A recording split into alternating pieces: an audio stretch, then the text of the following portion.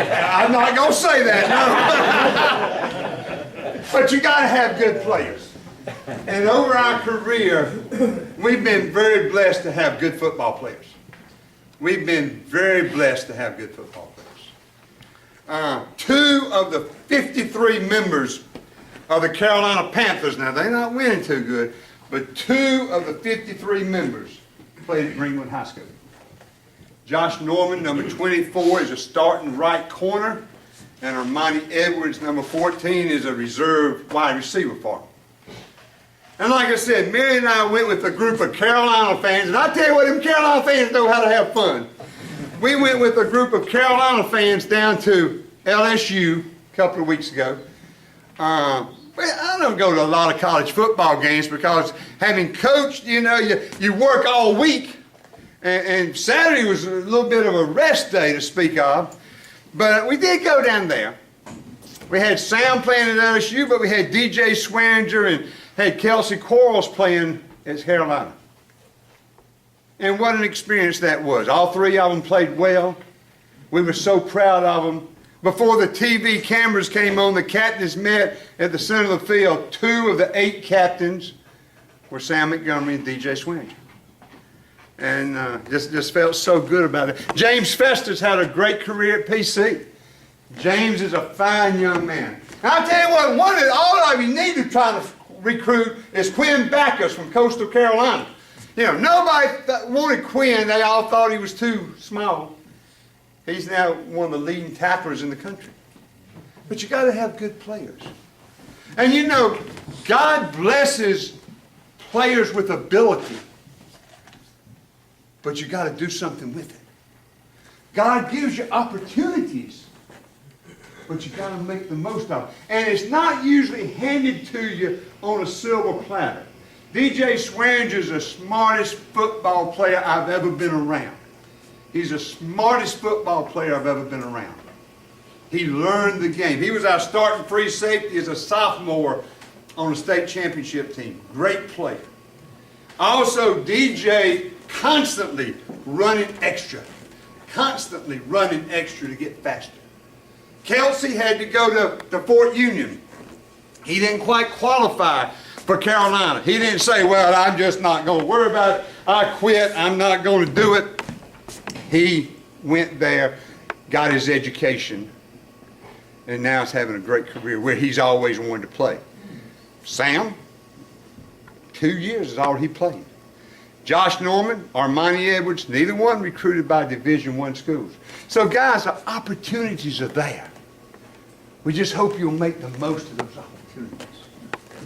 But when you have players, you have coaches, you have community support, then you got a lot going for you. But I think there are 2 other things, and I'm going to be very brief. Because those 3 things are important, but you can have those 3 and not necessarily. One of the worst years we had at Greenwood was 2005, Armani Edwards' senior year. We won 8 games. Armani played great for us, but we didn't have these 2 intangibles. And it wasn't very good. Everybody's got to understand their role. Everybody for Lawrence tonight, and guys, I can't kid you. You know, I'm going to pull for Greenwood, but I want you to play well. No, I'm serious. I want you to play well. I want it to be a great game. And I want you to feel like you've got a chance to win, which certainly you do. And if everybody on that field for the Lawrence, I almost said Lawrence Tigers, for the Lawrence Raiders, if everybody on that field understands their role and understands what coach and his assistants have told you, and you accept that role, and you do your best to carry it out, you got a chance to be successful. We were getting ready to play Spartanburg in 1990 for the region championship. They had a running back named Stephen Davis. He was a great back. We were at Union then. So we get ready to play, and we've got a young man named John Glenn, 5'5", 130 pounds. That's as close as we could come to imitating Davis. Davis was 6'2", 230. John was 5'5", 130. But he accepted the role of being Stephen Davis all week in practice. We'd run a sweep to one side during practice. They'd come up and tackle him. John would jump up. You can't hit no harder than that. Steven Davis is going to run all over you Friday night. We'd run sweep to the other side. Same thing. He'd jump up. You can't hit. I said, John, son, you need to shut up. They're going to kill you. We went to Spartanburg. Truman Owens officiated, and I bet you Sam and Truman officiated that game. Truman probably don't remember it, but the clock didn't work at Spartanburg. The scoreboard, the clock ran, but not the scoreboard. It said home 58, visitor 35. Every time Truman ran by me, I said, Mr. Truman, you got the score, don't you? You got the score. Because we whooped them 28-0. But I wanted to make sure that somebody besides me had the score down. There's not a better man in America than Truman Owens. Not a better man in America than Truman Owens. Great for high school football. Great for athletics. But anyway, we had a ring ceremony after the season. By the way, you Clinton guys, y'all can thank me for Coach Young having a ring ceremony. Probably y'all were young. He said, I don't think we'll do that. I said, Andy, you better do that. Right, Coach King? So we had a ring ceremony. One person got a standing ovation. One person. Not Kevin Addis, our quarterback who went to North Carolina. Not Monty Means, not Joe Woods, but John Glenn. Because they understood that John understood his role. And he accepted his role. And because of him, we were a much better football team. So when you got the players, you got the coaches, you got the community, now if everybody understands their role, then one other thing, and I'm going to be quiet with this. I got paid for this. I've got to earn my pay. You know, you can't just accept money for nothing. I think it's 14 cents. But anyway, hadn't looked at it. But you got to earn your pay. And you know, y'all don't need to go back to work anyway. Y'all, if anybody needs to leave, go ahead. That's fine. But the other thing is, everybody wants to be involved. Coach Lawson told me when he first came to Lawrence, there were 220 people that wanted to play football at the first meeting. After the third practice, there was 120. You know, everybody wants to be involved. But to be special, whether it's a business, whether it's a church, whether it's a touchdown club, whether it's an industry, doesn't matter. To be special, involvement must go to commitment. Involvement's got to go to commitment. One story. We went to Greenwood in 1997. We were 2-9. 2-9. My wife said, what in the world are we doing here? But anyway, we were 2-9. Westside beat us 47-0. Something like that. Anyway, we put a big 47-0 in the locker room. Every day they saw that for a year. Every day they saw it for a year. So we start the 1998 season. We're 6-2, and we're getting ready to go back to Westside. And our best football player really was a young man named Ricky Grant. He was a linebacker, and he was a player. And his brother, Ricardo Hurley, went down and played at Carolina, and Ricky wasn't as good a student as Ricardo. But Ricky was our best football player. He was a sophomore in 1998. And we have a pregame meal and a devotion right after school. And I tell them, you be there, bell rings at 3:20, you be there at 3:30. 3:30 I get up and we're going to begin the devotion. I'm going to introduce our minister. Ricky walks in, about 3:31, 3:32.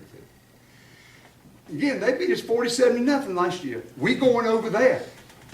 We win, we got a chance to have a good year. Lee Sawyer, who's Nat Strom Thurman, was our defensive coordinator. I said, Lee, would you come with me, please? We walk, I said, Ricky, come here, man. And I can't quite tell you what I said because I got mad and I got angry. But it basically said, Ricky, you're not playing tonight. Lee Sawyer looked at Because our next linebacker was Jake the Snake, 5'10", 160, and had tattoos before they were stylish, and you know, I won't say stylish, but before most people. And Jake was going to be our linebacker. He wasn't very good. I said, he's not playing, Coach Sawyer. He's going to learn to be on time. Yes, sir. So, you know, we get over the west side, we start loosening up, we warm up, we get ready. The game starts, Ricky's right up there at the side. He's got all 4 of those chin straps buckled. He's ready. He's ready. Second quarter, he's got 2 of them buckled. Third quarter, he ain't got any of them buckled. Fourth quarter, he's back here chilling with the trainers and the managers, I think. Because all of a sudden, Ricky realized he wasn't going to play. But for a group of coaches, because we were there to try to build a program, not just to have 1 year, for a group of coaches and a group of players, we found out that there's a difference between just being involved and being committed. Commitment. Charleston, South Carolina is the Medal of Honor Museum. Somebody said the Medal of Honor winner is a young man or a young woman who are very ordinary folks who on one certain day do something very extraordinary. Audie Murphy, the most decorated soldier through World War II, may still be, said, I was only doing what I'd been trained to do. I was protecting my friends. But it's when an ordinary person does something extraordinary. When involvement goes to commitment, and not in the same line as a Medal of Honor, but when involvement goes to commitment, guys, you can do something extraordinary. You can do something special. You can do something that will be your one moment in time. And that involvement's got to go to commitment for it to happen. Good luck to you. Thank you so much for letting me be here today. Best of luck to the Touchdown Club. Greg, best of luck this evening. Thank you. When you put those 5 together, something special is going to happen. Whether it's a business, whether it's an industry, whether it's a school district, whether it's a church, whatever. You put those together, something special happens. Thank you very much.